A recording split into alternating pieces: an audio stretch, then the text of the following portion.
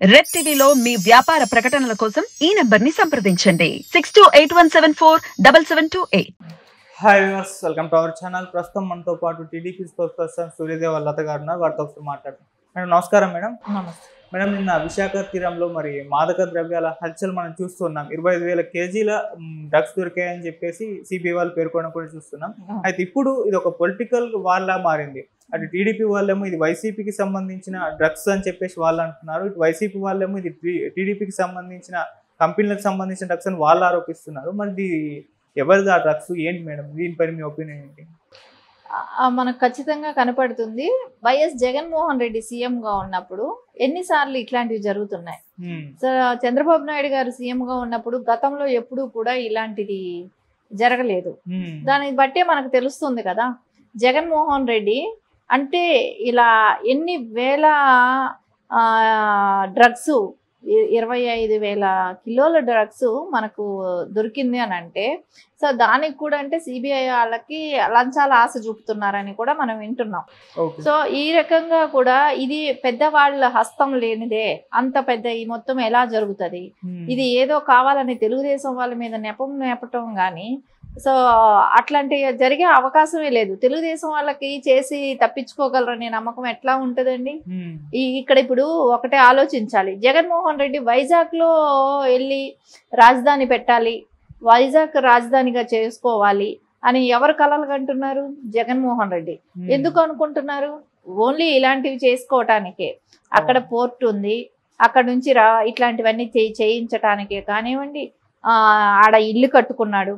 Same ఇట్లాంటివి అంటే ఒక కొండ మీద కట్టుకుంటే ఎవరికి అక్కడికి అడ్డు ఉండదు, ఏం చేసినా తెలియదు, ఎవరు చూసే వాళ్ళు ఉండరు, పక్కన ఏం తెలియదు అనే ఒక దానితోనూ ఇవన్నీ కూడా మనకు స్పష్టంగా కనపడుతున్నాయి. జగన్మోహన్ రెడ్డి ఎంత పెద్ద స్కెచ్ చేశారో, ఎంత పెద్ద ప్లాన్ చేశాడని.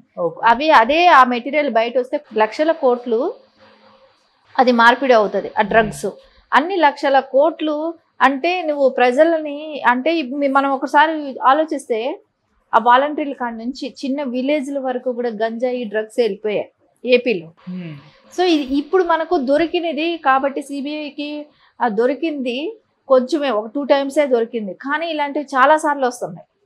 సో మొత్తం ఏపీకే కాదు, మొత్తం ఇండియాలో వైజాగ్ కానివ్వండి అన్ని చోట్లకి బ్రెజిల్ నుంచి ఆ ఏపీకి వస్తుంది. ఏపీ నుంచి మొత్తం సప్లై చేస్తున్నారు. అంటే ఎంత పెద్ద మాఫియా నడుపుతున్నారో జగన్మోహన్ రెడ్డి గారు. ఒకసారి మనం చూస్తే ఇంత మాఫియా నడపటానికైతే ఖచ్చితంగా వేరే వాళ్ళకి ఎవరికీ ఆస్కారం లేదు. గవర్నమెంటే కానివ్వండి, వాళ్ళకి ప్రొటెక్షన్ ఇస్తున్న మన డిపార్ట్మెంటే కానివ్వండి, ఐఏఎస్లే కానివ్వండి, మనం ప్రతిదీ చూస్తున్నాం. ప్రతి వాళ్ళు కూడా వాళ్ళని దీన్ని ప్రోత్సహిస్తున్నట్టే కనపడుతుంది. కానీ ఇన్ని రోజులు ఎందుకు సైలెంట్గా ఉండగలుగుతారు? ఇట్లాంటి పళ్ళు తలఫాలు జరుగుతూనే ఉంది కదా. ఇదివరకు కూడా పట్టుబడ్డారు కదా. మళ్ళా అంత ధైర్యంగా వస్తుందా? ఎవరు తీసుకొస్తే వస్తుంది? ఎవరి మూలాన వస్తుంది? ఈ నాయకుల హస్తం లేదే వస్తుందా? అది చిన్న మొత్తం కూడా కాదు కదా. ఇది వరకు కూడా బ్రెజిల్కి విజయసాయి రెడ్డి గారు కూడా అక్కడ ప్రైమ్ మినిస్టర్తో చాలా సార్లు కలిశారు కూడా. అక్కడికి వెళ్ళటం రావటం కూడా చేశారు. సో ఇవన్నీ మనం చూస్తుంటే ఎవరికి ఆస్కారం కనపడుతుంది? ఏది తెలుగుది ఏదంటే వాళ్ళు చేసిన చెత్తనంతా అప్పుడు మనం చూసాం కదా. వివేకానంద రెడ్డి గారిని చంపి తెలుగుదేశం చేసింది, ఆ తెలుగుదేశం కేడర్లో నాయకులు చేశారు, తెలుగుదేశం నాయకులు చేశారు, చంద్రబాబు నాయుడు గారు చేశారని ఎలా అయితే నెపం వేశారో సేమ్ ఇప్పుడు కూడా అదే వీళ్ళు చేసి నెపం వేసేది. అంటే ఎలక్షన్ ముందు ఏదైనా స్టంట్ చేసేది ఏమైనా ఉందంటే జగన్మోహన్ రెడ్డి దాంట్లో నెంబర్ 1 కదా. కింగ్ లాగా చేస్తుంటాడు ఇలాంటివి అన్ని. సో ఖచ్చితంగా వాళ్ళు చేసిన పనే ఇది అనేది మనకు స్పష్టంగా కనపడుతుంది. ప్రతిసారి వీళ్ళు చేసి అవతల పార్టీ మీద నెట్టడం అనేది కామన్ గా అయిపోయింది. ఈ జగన్మోహన్ రెడ్డి హస్తము దీనిలో వేరే మనకు పక్కగా కనబడుతుంది. గ్రౌండ్ స్థాయి వరకు తీసుకెళ్తుంది ఈ డ్రగ్సే కానివ్వండి, గంజాయి కానివ్వండి అని అంటే దీనిలో వాలంటీర్లను కూడా కొంతమందిని వాడుకుంటూ ఖచ్చితంగా గ్రౌండ్ లెవెల్ వరకు వెళ్తుంది. ఇది పక్కాగా ఇప్పుడు స్కూల్స్ దగ్గర కాడ నుంచి ప్రతి వాళ్ళకి కూడా అందుబాటులోకి తెప్పించాడు.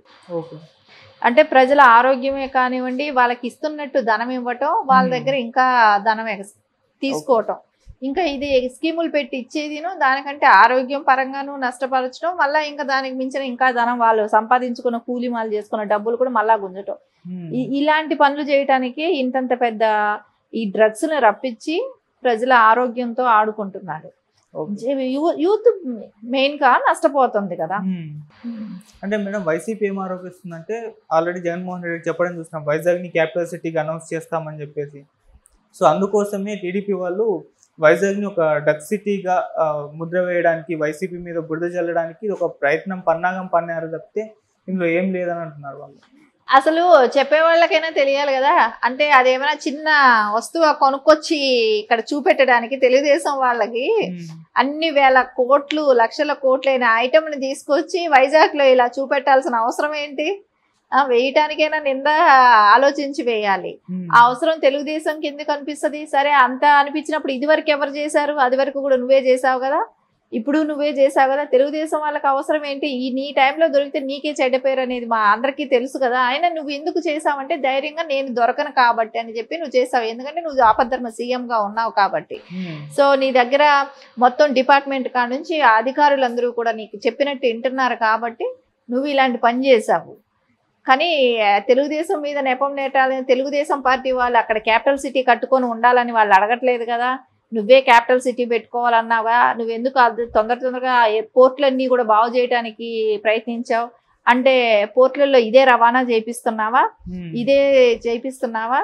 సో నీకు ఇట్లాంటి డ్రగ్స్తో మొత్తం ఏపీ ప్రజలను అందరినీ కూడా బానిసలను చేసి వాళ్ళ ఆస్తులు కూడా రేపు పొద్దున ఏముంది తెలుసా, వాళ్ళకున్న 1-2 ఎకరాలు కూడా అమ్మేసేసుకొని, అది కూడా జగన్మోహన్ రెడ్డి ఆఖరికి ఎలా తయారవుతుంది అంటే ఎక్కడో ఒకటి దీవి కొన్నారని అంటారు చూసారా, అలాంటి దీవి ఏపీ వచ్చి మొత్తం జగన్మోహన్ రెడ్డి కొనేస్తాడు. కొని అక్కడ కూలీలు అయిపోతారు రేపొద్దున వీళ్ళందరూ కూడా. ప్రజలందరూ కూడా ఆయన కొన్న వాటిల్లో కూలీలు అవుతారు.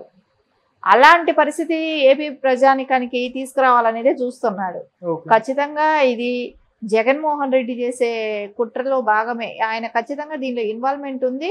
అది ఆయనతోనే కాదు, పెద్ద మాఫియా డీలింగ్స్ కూడా ఏదో నడిపిస్తున్నాడు అనేది అయితే ఖచ్చితంగా స్పష్టంగా కూడా మనకు తెలుస్తుంది. ఓకే మేడం, ఎలక్షన్స్ టైంలో అంటే ప్రతి చిన్న విషయం కూడా మ్యాటర్ అవుతుంది. మరి ఇప్పుడు 25,000 కేజీల డ్రగ్స్ అంటే మామూలు విషయం కాదు. మరి ఇది ఎలక్షన్స్ పైన ఎటువంటి ప్రభావం చూపించే ఛాన్స్ ఉంది అంటారు మేడం? ఇది మనకు ఎవరికైనా కూడా తెల్లమయ్యే విషయం ఏంటంటే గవర్నమెంట్ సపోర్ట్ లేనిదే ఇది ఇంత పెద్ద ఈ మొత్తంలో ఇంత డ్రగ్స్ అనేది దొరకటం మనకు కనపడుతుంది ఇక్కడ. సో దీనిలో ఇన్వాల్వ్మెంట్ అనేది వైసీపీ గవర్నమెంట్కి ఉంది, ప్రభుత్వానికి ఉంది. వైసీపీ ప్రభుత్వం ఏదైతే నడిపిస్తుందో దాని ఇన్వాల్వ్మెంట్ పక్కాగా కనపడుతుంది. ప్రజలందరూ కూడా గమనిస్తున్నారు.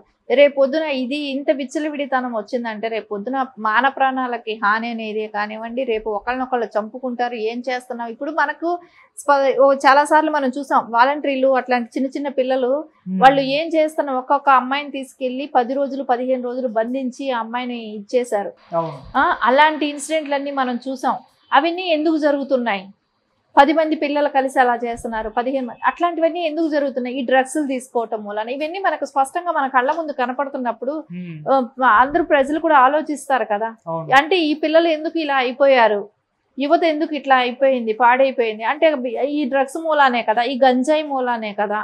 గంజాయి పంట కూడా వైజాగ్ సైడ్ అటు పక్కంతా విపరీతంగా పండిస్తున్నారు కదా. శ్రీకాకుళం అటు పక్కంతా కూడా గంజాయి కూడా పంట పండించడం అది నేర్పాడు. వ్యవసాయానికి ఏదైనా చేయండి అంటే గంజాయి చేసుకోండి అన్నట్టు నేర్పించాడు. ఇప్పుడు గంజాయి కూడా పండిస్తూ విపరీతంగా గంజాయి కూడా విలేజ్ స్థాయి వరకు కూడా అందరూ వాడేటట్టు తయారైపోయారు. Thank you so much madam. Thank you.